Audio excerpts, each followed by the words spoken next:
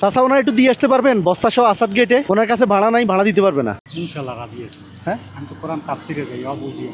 জি, আমি মানুষের উপকারের জন্য চেষ্টা করি। আমার শরীর ভালো আছে, পুষেই দিলে অসুবিধা কি? এখানে ভাড়া কত যাওয়ার? আপনার যা মন চাই তাই দিয়ে, জি কোনো অভিযোগ না না, ভাড়া তো দিতে পারবে না, আপনার ভাড়া কত? ভাড়া এখন আসাদ গেট না?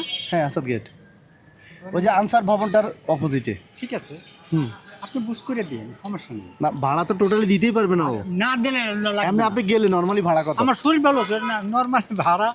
আমরা একটা জিনিস হ্যাঁ। দেখেন, কেউ কেউ মনে করেন 150 দেয় বা 200 দেয়, হুম। এইটা হ্যাঁ ইচ্ছা। এইটা আমি যারে ভাই বাংলা গাড়ি তো, এটাও মাদ্রাসার থেকে এক ভাই দান করছেন। আচ্ছা আচ্ছা, এটা কি আপনার নিজস্ব গাড়ি?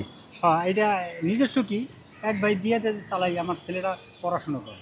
আচ্ছা আচ্ছা আচ্ছা, যাক, দোয়া মানে এটা করেন। জমা দিতে হয় না? না ভাই, আচ্ছা, মিথ্যা তো পাপ কামাম কেন আমাকে এখন কি উঠবে?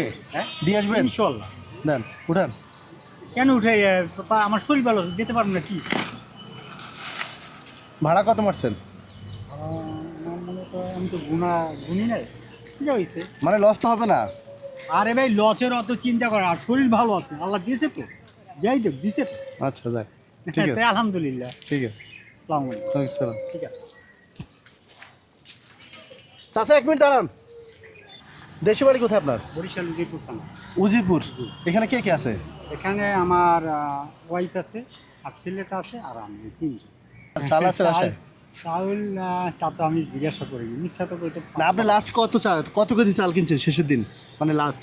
কয় কেজি? 5 কেজি। 5 কেজি কয়দিন যায়? 3 দিন যায়। 3 দিন যায়।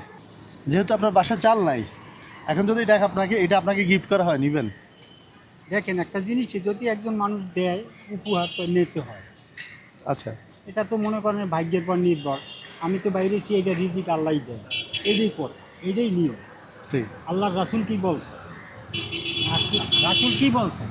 যে একটা মানুষ যখন দেয় তো নিতে হয়, এটা নেওয়া সুন্নত। শুন না। হুম, আচ্ছা যাক, মূলত ও যাবে না, আমরা এই বস্ত্রটা কিনছিলাম একজনকে দেওয়ার জন্য, যিনি আমাদেরকে ওই জায়গায় নেওয়ার জন্য রাজি হবে ওনাকে বস্ত্রটা দিব। ইনশাআল্লাহ। এখন আপনি যেহেতু রাজি হয়েছেন, এটা আপনার জন্যই। ঠিক আছে। ঠিক আছে। দোয়া করে আমার যাই ছেলেরা। আবার যদি যাইতাম যাই আবার ভাড়া চাইতেন না তো। না আরে ভাই, একটা জিনিস কি শোনেন, এটা তো শুনে আমি কোরআন তাফসিরে যাই, আমি তো জানি কি কি করতে হয়। দেখছেন? হুম, সেটাই তো কোরআন বলছি। তাফসিরে যাই, আর রিজিক আল্লাহ তাআলা দেয়। এটা আমার কিছু করার নেই। আমি এমন কোনো ভাড়া পাইলে তাদের মূল্যায়ও না, কেন না? আল্লাহ তাআলা আমাকে বানাইছে একজনের উপকারের জন্য। তা আমি যদি একজনের উপকার করি, আমার উপকার আর একজন করে। ধরেন আজকে তো বাসায় চলে যাবেন, হ্যাঁ, ইনশাআল্লাহ। এটা দিয়ে ইয়ে করেন, ধরেন রাখেন। হ্যাঁ আচ্ছা আসসালামু আলাইকুম।